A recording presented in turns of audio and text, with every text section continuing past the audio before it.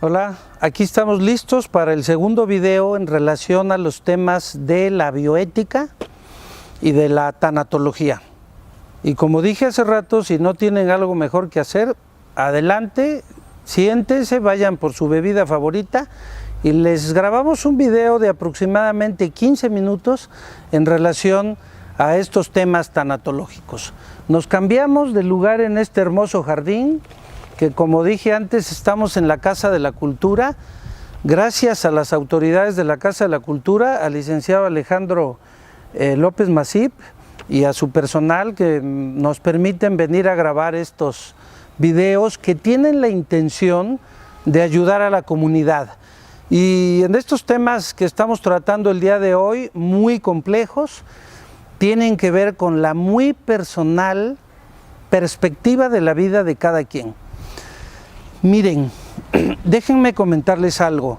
En el desarrollo de mi profesión, a través de trabajar en un hospital muchos años, tuve la oportunidad de ver muchísimos casos de gentes que estando ya en estados agónicos, terminales, por enfermedades ya conocidas, irrecuperables, incurables, aún así eran llevados al hospital y los médicos de urgencia, que no sabemos en qué perspectiva viene la familia, que no sabemos en qué contexto viene, qué ideas traen, con frecuencia esos pacientes son conectados a un respirador artificial a través del cual van a estar muchas horas, días, y llegué a ver pacientes de un mes y de mucho tiempo conectados a un aparato. Es decir, se invadía totalmente la dignidad del ser humano, que ya le tocaba morir, que ya le tocaba descansar, y quiero pensar que la familia de buena fe lo llevaba al hospital a ver si alguien podía, entre comillas, impedir que muriera. Sin embargo, sus pronósticos de sus enfermedades y su diagnóstico eran para terminar, y la falta de una plática familiar sobre qué hacer con mi vida, llegado un momento crítico, grave, y sobre todo que tenga yo algo incurable, se debe alzar la bandera de la autonomía, de la independencia del ser humano, para que se diga que no le hagan tratamientos inútiles y absurdos a veces, de prolongar excesivamente. En las instituciones de salud se hace por obligación y se hace porque el médico no nos prepararon, yo quiero decirlo abiertamente, no nos prepararon a los médicos en la universidad a ayudar a morir a un paciente que así ya le toca. Es obvio que estamos para salvar las vidas, pero hay pacientes cuyo diagnóstico está ya muy marcado como malo, como que deben terminar. Ahí ya no se habla de calidad de vida, en tanatología se habla de calidad de muerte. Entonces, esta posibilidad de mejorar las condiciones que un paciente tenga al final de su vida ya se aborda. Ahora ya se aborda inclusive jurídicamente. Esto se llama la Ley de Voluntad Anticipada, que en el Distrito Federal ya tiene 9 años de practicarse. Hay personas que inclusive van a un notario y escriben su voluntad: llegado un momento que yo tenga algo grave, en fin, ya no me lleven a tal lugar, ya no me lleven a hospitales. Decía yo hace rato que en las instituciones públicas, pues esos pacientes se atienden por obligación, pero en las instituciones privadas, esos pacientes significan 5,000, 10,000, 20,000 pesos diarios. Todo lo que este paciente llegue a vivir. Hay que preguntarse si hacer eso valía la pena. Valía la pena, sobre todo no por el tema económico, sino por la dignidad del ser humano. La Ley de Voluntad Anticipada, que aquí la tengo, tiene, como les dije, ya 9 años de practicarse en el Distrito Federal. Casi todos los derechos humanos en nuestro país primero empiezan en el Distrito Federal, pero como los estados son autónomos, entonces el estado de Veracruz, Oaxaca, etcétera, no obligadamente tiene por qué adoptar esta ley. Esto se lo podrían explicar mejor los abogados, pero simplemente yo les puedo decir que la ley de voluntad anticipada, ¿cuáles son sus objetivos? Preservar el derecho del paciente a decidir sobre sus momentos finales, propiciar entre familiares y médicos y el paciente, por supuesto, que se dé una atención correcta sin caer en la atención excesiva que en tanatología se llama encarnizamiento terapéutico. Es hacerle al paciente y hacerle y hacerle y hacerle y hacerle cosas de más cuando ya el pronóstico de él desde tiempo atrás marcaba que ya no había que hacerlo. A veces el médico lo hace porque la familia lo exige. Y si el médico no sabe en qué contexto mental viene la familia al traer a un paciente al hospital, pues el médico tiene que actuar e intentar impedir que ese paciente viva. Pero a veces eso es algo que es indebido, porque a algunas personas ya no se les respeta su voluntad. Ahora existe esto, ya es un documento jurídico. Un notario les puede cobrar 700, 1,000 pesos o etcétera, 1,200, según, no importa. Es una cantidad para que quede estipulado jurídicamente cuál es la voluntad del paciente llegado un momento difícil. Además, esta ley de voluntad anticipada tiene la capacidad de reducir el desgaste moral, familiar y económico de las familias que estén sujetas a un proceso de terminación de la vida en un paciente. Le da al ser humano la posibilidad de morir en su casa, o puede ser en el hospital si así lo haya determinado él, pero sin sufrir excesiva atención, lo que es el llamado encarnizamiento terapéutico. En una palabra, la ley de voluntad anticipada va a propiciar el respeto al paciente, algo que con muchísima frecuencia yo he visto que no se da ni por los familiares ni por los médicos.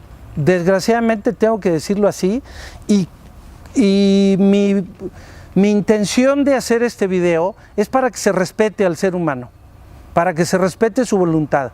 No importa si la familia tenga otra opinión, porque su filiación religiosa sea tal o cual, eso es muy respetable, pero los pensamientos dogmáticos religiosos de unas personas no deberían ser una condena.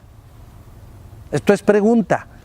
¿La familia tiene derecho a condenar a un paciente con un diagnóstico fatal a vivir necesariamente una serie de dolores y tratamientos obligadamente? Eso es pregunta que yo les dejo de tarea. ¿O el paciente tiene derecho a él solito tomar sus determinaciones? Este tipo de preguntas es como si me estuviera yo entrevistando a mí mismo, ¿verdad? Pero bueno, este tipo de preguntas nos lleva a otra. Ahí les va. ¿El ser humano es dueño de su vida? ¿O no tenemos derecho a decidir sobre nuestras vidas? En el transcurso de mi experiencia profesional yo he aprendido a ver que hay dos tipos de seres humanos.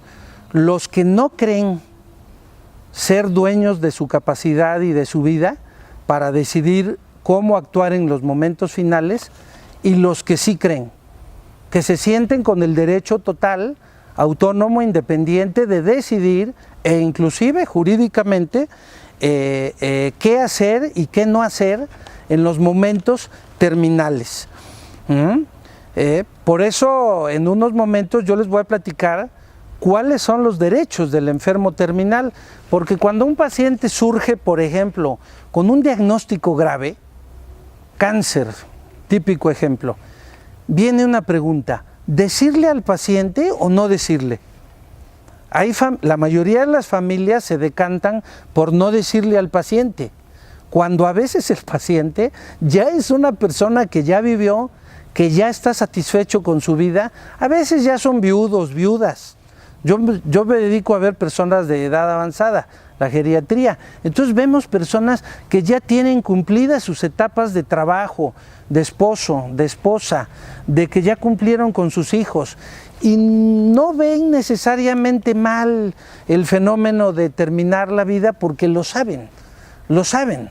Acabo de ver una entrevista bellísima a Chabela Vargas, 90 años, la cantante que se echaba sus chupirules con José Alfredo Jiménez. No, se ponían unas pero sabrosas. Y a los 90 años dice, debo descansar ya, ya me toca. Siento que mi cuerpo ya está listo para despedirme. Qué hermoso es hablar a un ser humano así. Y pues yo no sé de qué estaría enferma, no lo sé, porque son cosas que uno las ve en la televisión. Pero cuando un ser humano habla con esa tranquilidad, con esa paz, con esa satisfacción de haber vivido, no tiene uno más que aprender. Entonces a veces decirle o no decirle a un paciente que tiene X enfermedad, pues es el temor de la familia únicamente, es de la familia, ya no tanto del paciente, porque si se le dice, se le puede dar la oportunidad ¿de qué? Pues de preparar sus últimos tiempos, de arreglar sus papeles, de arreglar sus asuntos familiares, de arreglar sus asuntos morales, de prepararse para que una persona dé el siguiente paso. Y esto me hace recordar a doña María X, que con un cáncer de hígado me iba a ver a consulta y estaba muy en paz ella. Yo le preguntaba, ¿cómo se siente? ¿Qué tiene? ¿Cómo va usted? Y decía, estoy bien, doctor, estoy bien, tengo algo de dolor, recéteme algo para el dolor, pero estoy lista para llegar con mi Señor. Era una persona religiosa, muy bien, es una persona que su cuerpo estaba enfermo, pero su alma, su ser interior estaba muy en paz.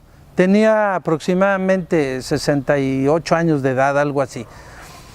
Yo he aprendido mucho a veces de los pacientes por sus expresiones, por su forma de hablar y por su mirada, por la forma de ver, porque si un reto tenemos los médicos es ver qué hay atrás de las palabras, qué hay atrás de esa persona que se está quejando de alguna enfermedad.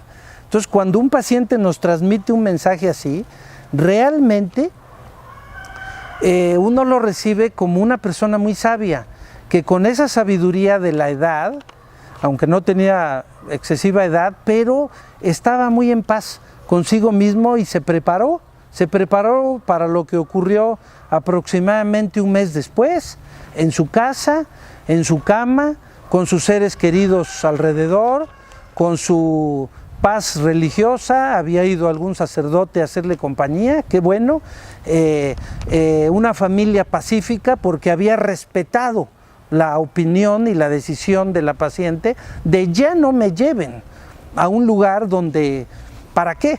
Si mi diagnóstico y mi pronóstico estaba ya marcado de que no podría sobrevivir.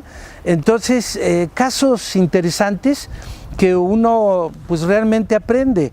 Y en ese momento, la ley de voluntad anticipada no la escribió, pero la dejó verbal en su familia. Y como era una familia funcional, era una familia donde unos se respetaban a otros. Es que León Tolstoy decía que las familias más interesantes son las disfuncionales.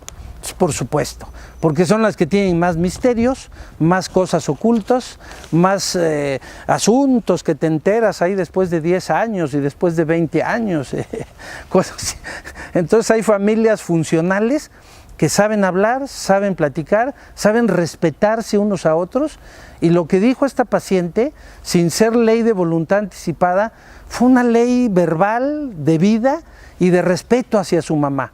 Sus hijos la dejaron en su casa y tuvo una muerte muy pacífica, lo que se llama una eutanasia. Esa señora tuvo una eutanasia, porque ese es el video que va a seguir a continuación. Les voy a hablar de qué es la eutanasia. Esta señora que murió muy en paz tuvo una eutanasia. ¿Por qué? Porque la palabra eutanasia significa la buena muerte. Eu significa bueno. Thanasia, pues ya es el proceso. Un buen proceso de morir. Thanasia, thanatos, muerte. Entonces, un buen proceso de terminar la vida.